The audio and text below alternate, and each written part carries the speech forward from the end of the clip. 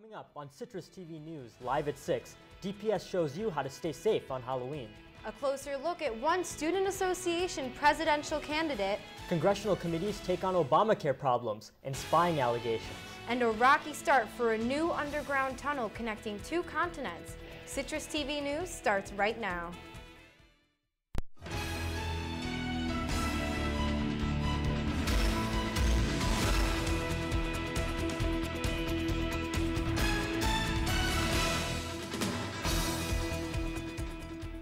Hello and welcome to CitrusTV News live at 6. I'm Irfan Uraizee. And I'm Alex Resnick. Halloween may be one of the scariest days of the year, but at college, it's not always one of the safest. This is our top story tonight.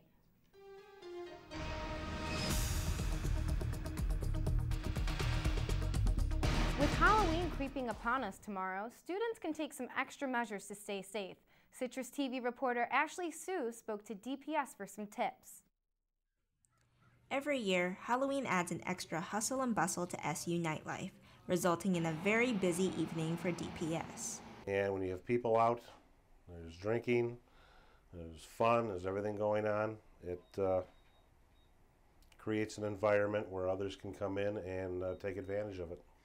Although DPS will patrol the streets to ensure student safety on campus as usual, Halloween is a unique opportunity for students who live off campus to interact with the city. In addition to the usual advice like walk in groups and drink responsibly, special measures can be taken to ensure safety. If you're going to be passing out candy to the locals that are out trick-or-treating, keep your house well lit. Make sure your doors and windows are locked. Make sure the path is clear to your home, and avoid flames. You know, traditionally people like to put the candles in the pumpkins. Probably a good time to maybe consider LED lighting. According to Detective Blyle, making a habit of practicing good safety skills in general should be enough to keep students out of trouble. However, it is important to note that DPS only responds to on-campus incidents.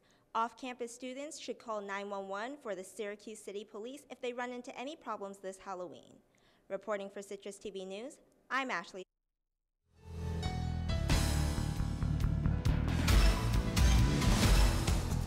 Construction of the exterior of Byrd Library is expected to be done before the winter weather arrives. The purpose of the construction is to repair the underside of the eaves or soffits, which deteriorated due to weather. Works on the soffits began in July and should be done in November. Next for the library will be the construction of new classrooms in the lower level. In Deneen Hall, the new College of Law building will be completed in about 3 months. The exterior will be finished by November, when the heat will be turned on to finish the interior.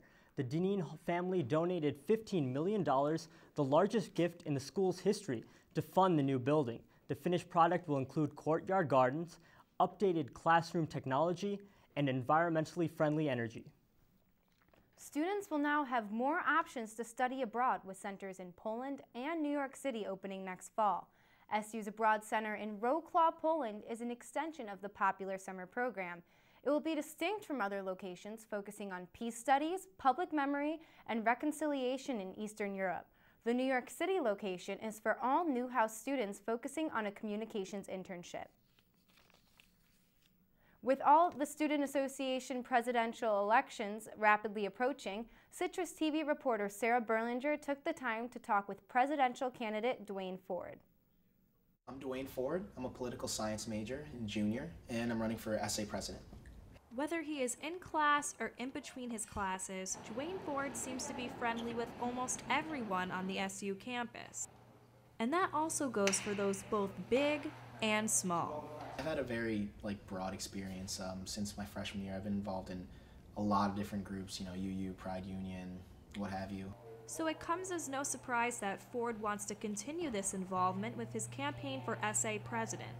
Currently SA's vice president, Ford has already been working with initiatives that he would like to carry into his presidency and more. In terms of my platform and the things that I'm doing, our whole platform are not things that we are promising once we're elected into office. They're things that Nia and I, my running mate, have already started working on, that we're already setting into motion now. Tuition, academic advising, and diversity are these main initiatives. Although, from speaking with others on his campaign team, student involvement also seems to be of great importance to Ford. He was the one who got me involved with SA towards the second half of my freshman year, and definitely helped me become more involved on campus, and that definitely helped me open up, and I've seen him do that with not just me, but with tons of other students as well.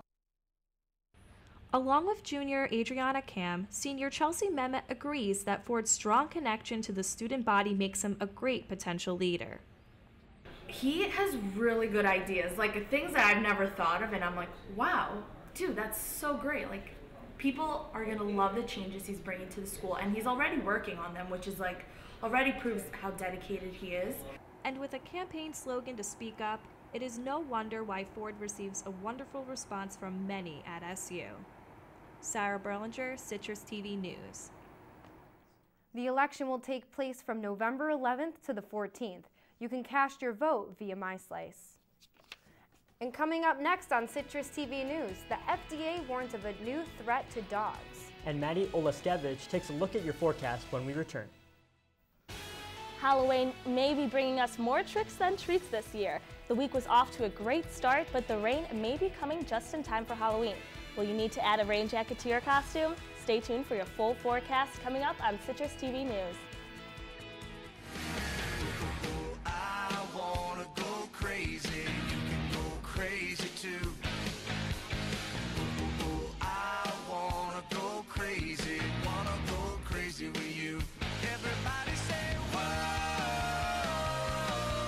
I'm Russell Oliver. I'm Maddie Olaskevich. I'm Irfan Uraizee. And I'm Alex Resnick. And this is CitrusTV News.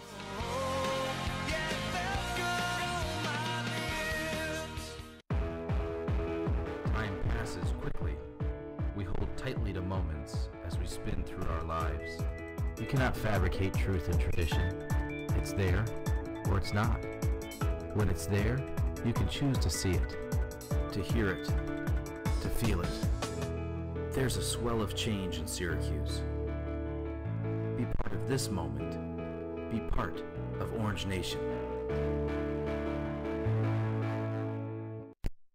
Do you like this top? It's so gay. Really? Yeah, it's totally gay. You know, you really shouldn't say that. Say what? Well, say that something's gay when you mean it's bad. It's insulting. What if every time something was bad, everybody said, oh, that's so girl wearing a skirt as a top? Oh, you are. Those are cute jeans, though. When you say that's so gay, do you realize what you say? Knock it off.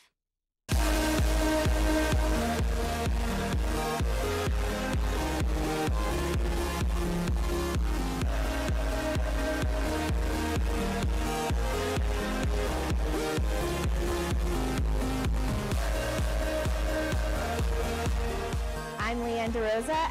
I'm John Tomino. I'm Nick Cardona. And I'm Chris Wilner. And this is Citrus TV.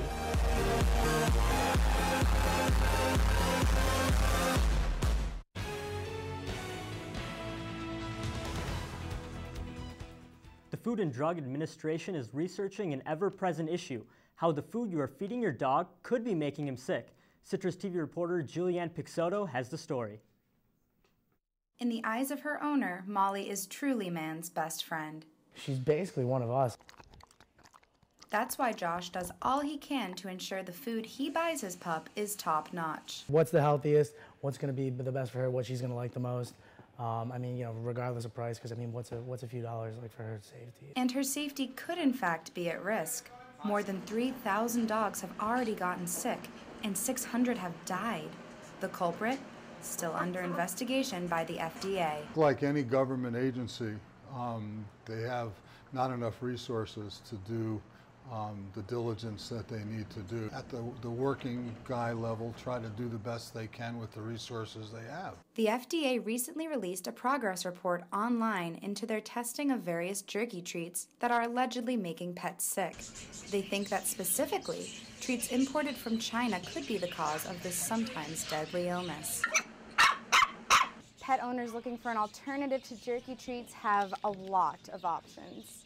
There are a million different dog treats. From biscuits to dental chews to rawhides, the varieties are seemingly endless. but Frankel says it may not be necessary to steer clear of all jerky treats. Look at what you're feeding your dog. Look at the ingredients in what you're making. Again, it's all about buying quality. You get what you pay for. The FDA will continue to conduct research until a specific cause is found. For Citrus TV News, I'm Julianne Pixoto. The FDA is encouraging all pet owners to contact them if their pet is exhibiting any signs of illness after eating a jerky treat.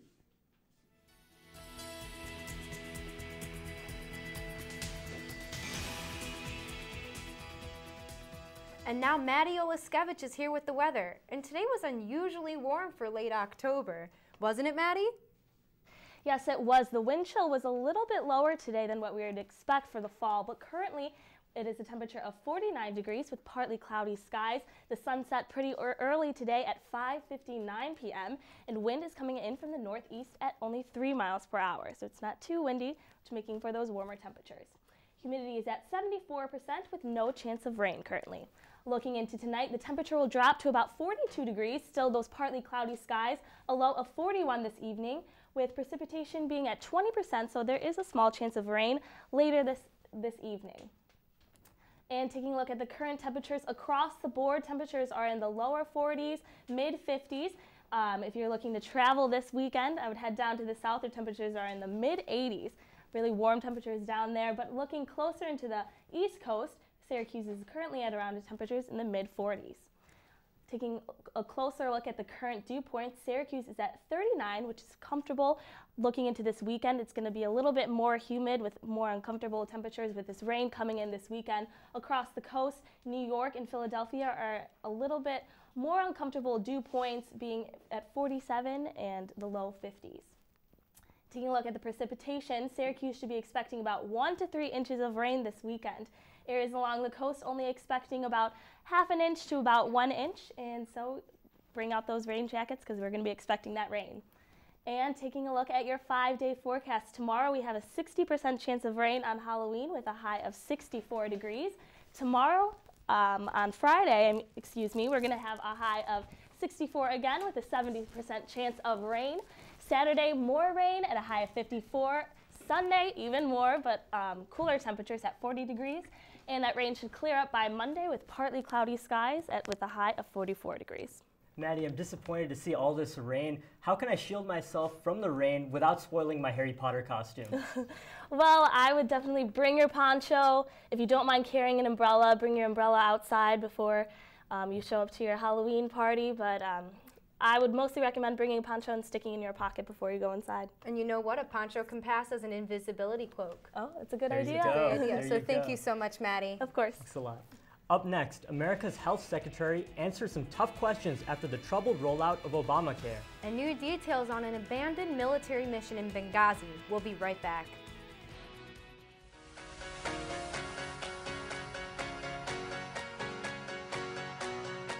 We are one tonight, and we're breathing in the same air.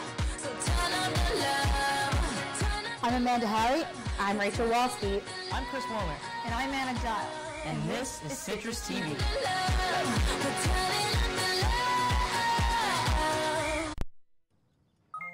G-Morning, sunshine. Wakey, wakey. Text me. Are your parents home later? We can hang.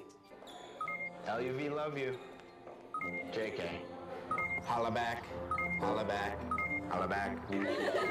Are you with your friends? That's lame. We're in a huge fight right now. XO. What'd you dream about? Something I did. Are you on your way to the mall? I'm lonely.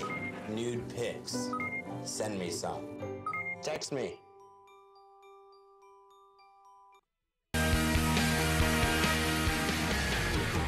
I wanna go crazy. You can go crazy too. I wanna go crazy. Wanna go crazy with you. Everybody say whoa. I'm Russell Oliver. I'm Maddie Oliskevich. I'm Irfan Uraizee. And I'm Alex Resnick. And this is Citrus TV News.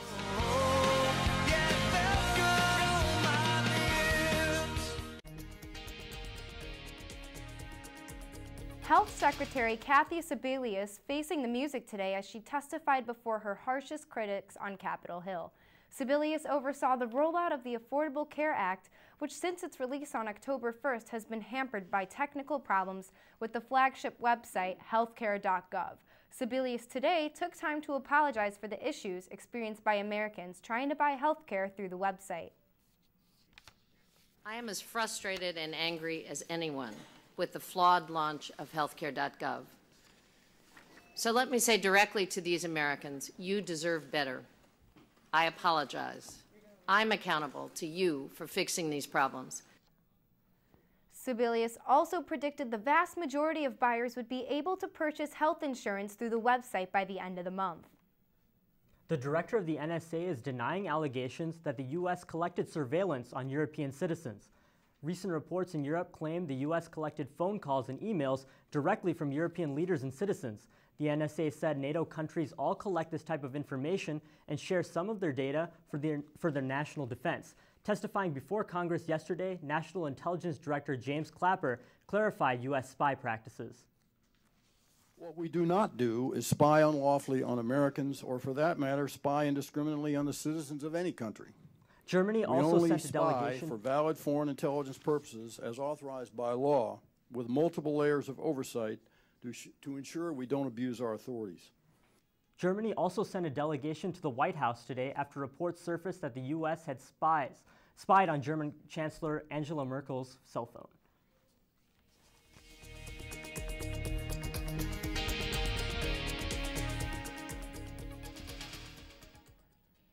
A problematic day, one for the new multi-billion-dollar underwater railway tunnel in Turkey connecting Europe and Asia.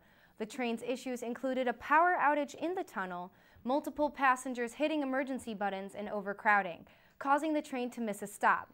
Once running smoothly, the rail system is expected to have a capacity of 1.5 million people a day, connecting the two continents in about 4 minutes.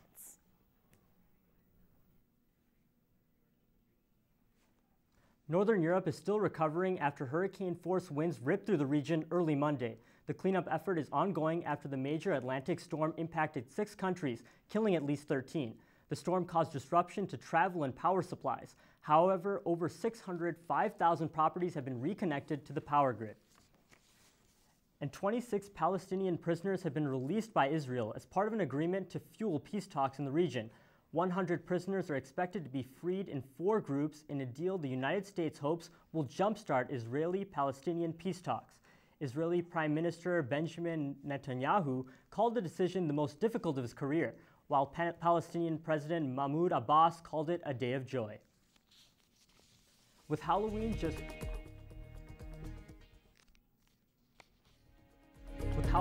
one day away, parents are relying on some new apps to ensure their children's safety. Life 360 allows families to share their location if they go separate ways on trick-or-treating routes and send messages. Another free app, FBI Child ID, lets parents create digital profiles for their children to give to police if their child goes missing. Both apps are available for Apple and Android products. And a new version of Google Glass is on its way. The newest hardware will work with eyeglasses or shades and include an earbud to replace the speaker in the current model, which has been called faulty by some testers.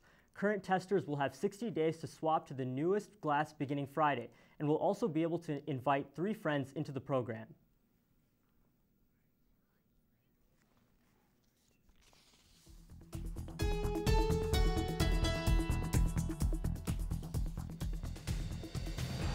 After canceling their 19th show on their national tour, the Jonas Brothers have officially announced they are breaking up.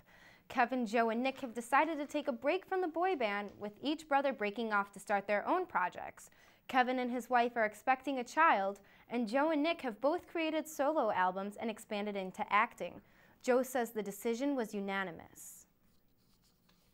And now we turn it over to Pete Sweeney, who's got our sports update. Pete? Thanks. After the break, we'll tell you what's going on with SU Athletics and what can happen tonight that hasn't happened in nearly a century. Come on back.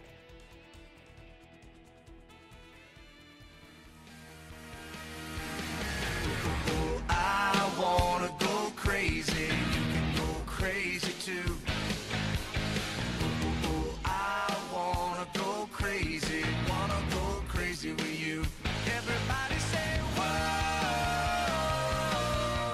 Russell Oliver. I'm Maddie Oliskevich. I'm Irfan Uraizee. And I'm Alex Resnick. And this is Citrus TV News.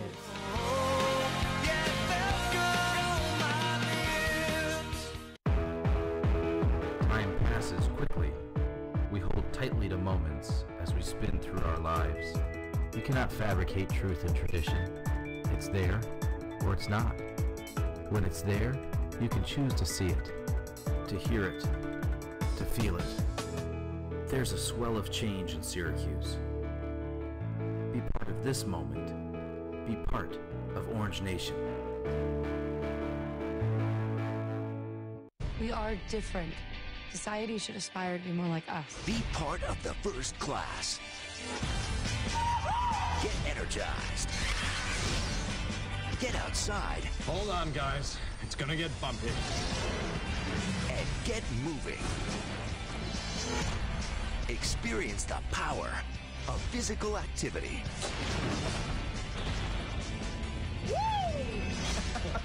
Join the movement at ActionHeroAlliance.com.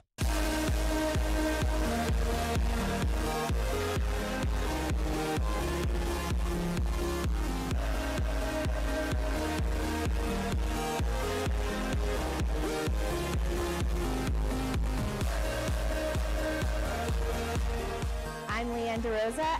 I'm John Tomino. I'm Nick Cardona. And I'm Chris Wilner. And this is Citrus TV.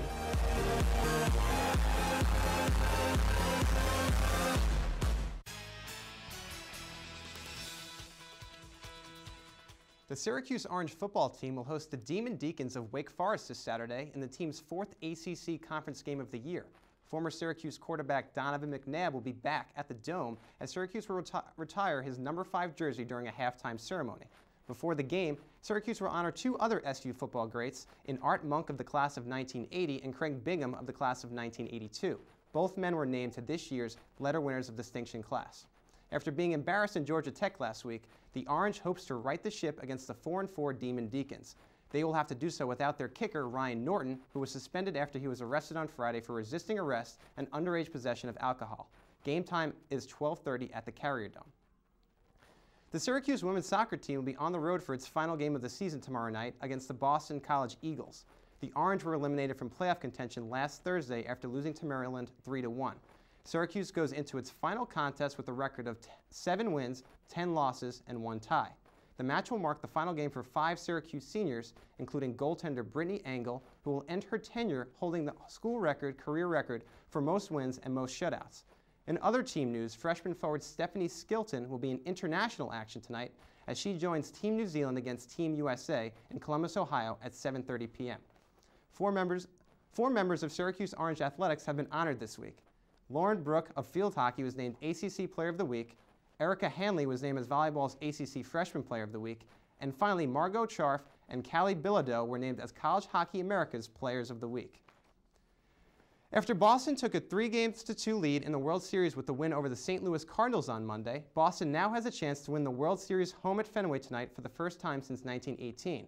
John Lackey will take the mound for the Red Sox, and he will be up against Michael Wacha, who will pitch for the Cards. The first matchup between the two pitchers proved to be a duel. Wacha lasted 6 innings, giving up 2 earned runs, while Lackey lasted 6 1/3, giving up 3. The Cardinals won that one 4-2. In order to stay alive, the Cardinals will need to win again tonight, and if they can, the World Series will be forced to a Game 7 for the 35th time in MLB history. Game will begin tonight at 8:07 p.m. Last night was the first game of the NBA season. Chris Wilner is in studio with a report. Take it away, Chris. Well, Pete, October the 29th marked the day in which sports fans dream about. The NFL, NHL, MLB, and now the NBA all taking place. With the start of a new basketball season brings questions mainly about who can stop the mighty Heat from a three-peat. Well, down in the Hoosier State, the Indiana Pacers and star Paul George look to once again return to the conference finals, this time to beat the Heat. They got off to a good start Tuesday night as Paul George would steal the show, tallying 24 points and 6 rebounds to lead the blue and gold past the Orlando Magic. This Pacer team could be the one to unseed Miami in June. But meanwhile, out in the West, the late game featured a battle of Los Angeles without Kobe Bryant. After a Blake Griffin slam to keep things close, the Lakers bench under Jody Meeks and Xavier Henry ignited a 22-14 run to take down the Clippers and put the Dwight Howard critics to rest. Even Hollywood actor Jack Nicholson was happy about the win. But down South Beach, it was time to get the rings. After the pregame ceremony for last year's champs, Eastern Conference foe Chicago was in the house, and the return of Derrick Rose. The hype the matchup was dampened by guess who? LeBron James and Dwayne Wade. The duo combined for 30 points as the Heat solidified a 107-95 victory. Derrick Rose said after the game that it will take some time to get back to that all-star form. And for me, I wouldn't want it no other way, where I know that I'll work hard enough where I'm going to have a breakthrough game. As for former Orange Stars, Michael Carter-Williams will get his first taste of the NBA tonight as the Sixers battle the Heat, and James Sutherland will see playing time as he's on the roster with Cody Zeller, the top IU recruit, on the Bobcats as they take on the Rockets later tonight. Back to you, Pete.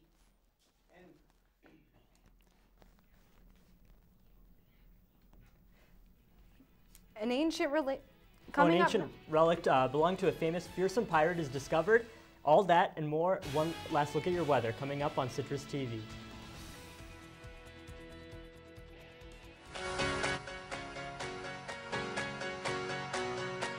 We are one tonight, and we're breathing in the same air. So turn up the love. I'm Amanda Harry. I'm Rachel Walsky.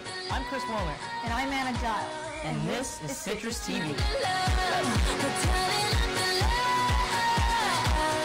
Spirit, we're hot. We can't be stopped. We got the spirit. We're hot. We can't be stopped. We're going to beat them and bust them. Beat them. The smallest moments can have the biggest impact on a child's life. Let's get a little bit rowdy. R-O-W-D-Y. Take time to be a dad One more today. time. All those boys are much too much. Those boys. I wanna go crazy, you can go crazy too. I wanna go crazy with you. Everybody say whoa. I'm Russell Oliver. I'm Maddie Olaskevich. I'm Irfan Uraizee. And I'm Alex Resnick. And this is Citrus TV News.